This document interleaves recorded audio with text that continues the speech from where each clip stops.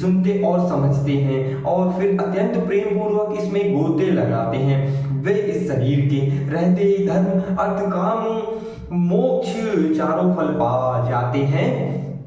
मज्जन फल पे खई तत्काला काक हुई है बिकी बकौ मराला सुनी आचरज करे जनी कोई सत्संगति महिमा नहीं कोई।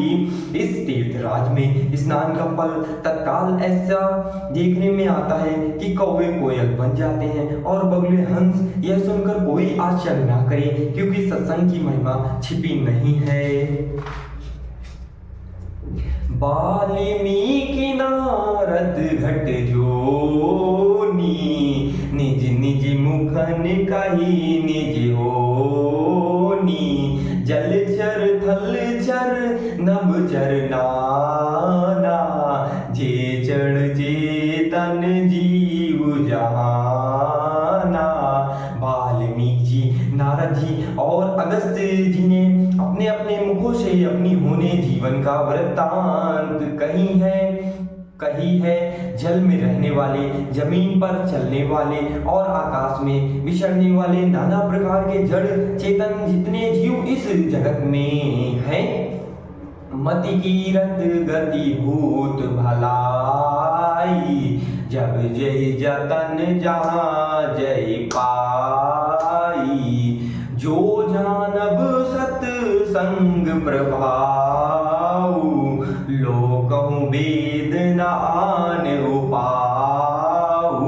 उनमें से जिसने जिस समय जहाँ कहीं भी जिस किसी यत्र से बुद्धि कीर्ति सद्गति विभूति ऐश्वर्य और भलाई पाई है, सो सब सत्संग का ही प्रभाव समझना चाहिए।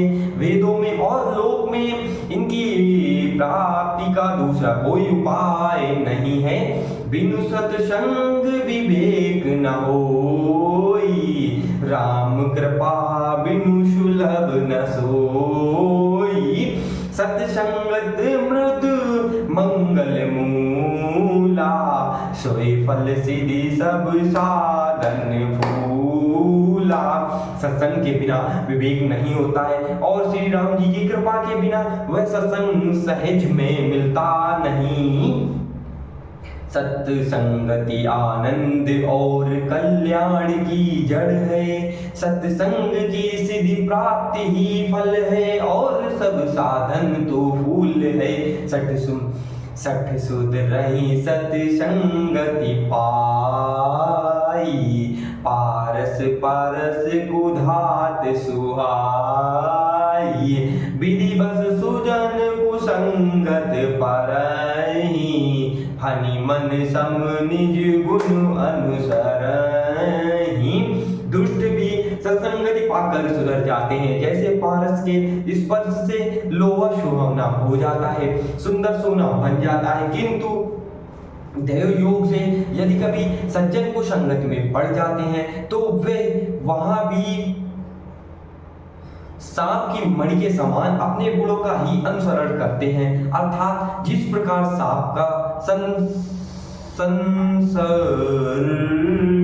पाकर भी मणि उसके विषों को ग्रहण नहीं करती तथा अपने सहज गुण प्रकाश को नहीं छोड़ती, उसी प्रकार साधु पुरुष दुष्टों के संग में रहकर भी दूसरों को प्रकाश ही देते हैं। दुष्टों का उन पर कोई प्रभाव नहीं पड़ता।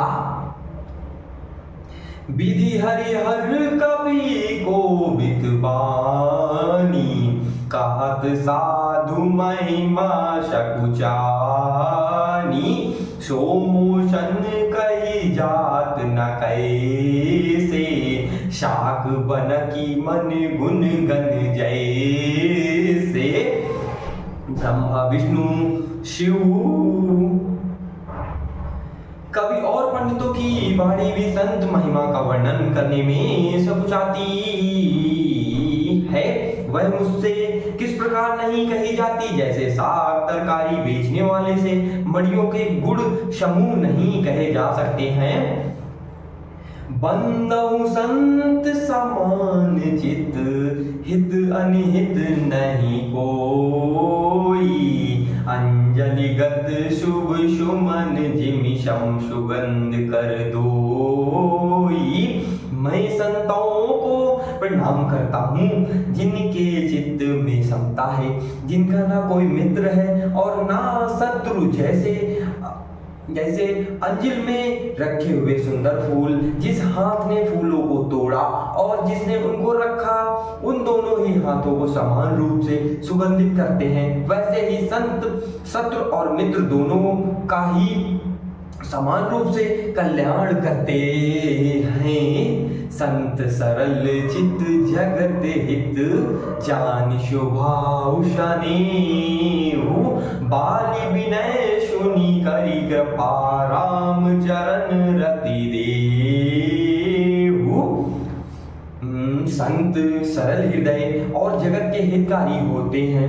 उनके ऐसे स्वभाव और स्नेह को जानकर मैं विनय करता हूँ। मेरी इस बाल विनय को सुनकर कृपा करके श्री राम जी के चरणों में मुझे प्रीति दें।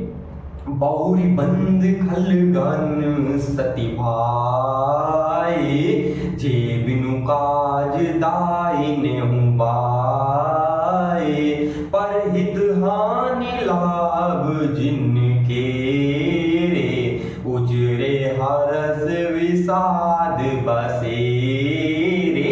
अब मैं सच्चे भाव से दुष्टों को प्रणाम करता हूँ, जो बिना ही प्रयोजन अपना हित करने वाले के भी प्रतिकूल आचरण करते हैं, दूसरों के हित की हानि की जिनकी दृष्टि में लाभ है, जिनको दूसरों के उजड़ने में हर्ष और बसने में विषाद होता है। हरि हरि जस राकेश राहु से, पर आकाज भट सहस बाहु से, जे पर दोष लखै सहसा की, पर हित ग्रत जिनके मन माखी। जो हरि और हर के यश रूपी पूर्णिमा के चंद्रमा के लिए राहु के समान है, अर्थात जहाँ कहीं भगवान विष्णु या शंकर के यश का वर्णन होता है, उसी में वे बाधा देते हैं। और दूसरों की बुराई करने में सहस्त्र बाहु के समान वीर हैं, जो दूसरों के दोषों को हजार आंखों से देखते हैं और दूसरों के हित रूपी घी के लिए जिनका मन मक्खी के समान है, अर्थात जिस प्रकार मक्खी घी में गिरकर उसे खराब कर देती है और स्वयं भी मर जाती है, उसी प्रकार दुष्ट लोग दूसरों के बने बनाए काम को भी अपनी हानि करके भी बिगाड़ देते हैं। तेज कृशानु रोष मही से सा, अघ औगुन धन धन